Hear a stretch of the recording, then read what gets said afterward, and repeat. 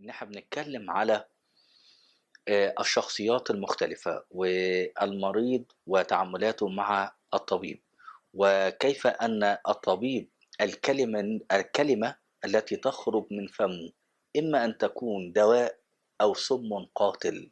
دي حقيقة؟ آه طبعًا حقيقة، وشرحنا قبل كده قصص كتيرة جدًا.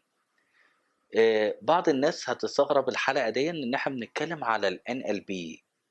عليه رحمة الله الدكتور إبراهيم الفقي أنا درستها على إيده يعني، اللي هي البرمجة اللغوية العصبية.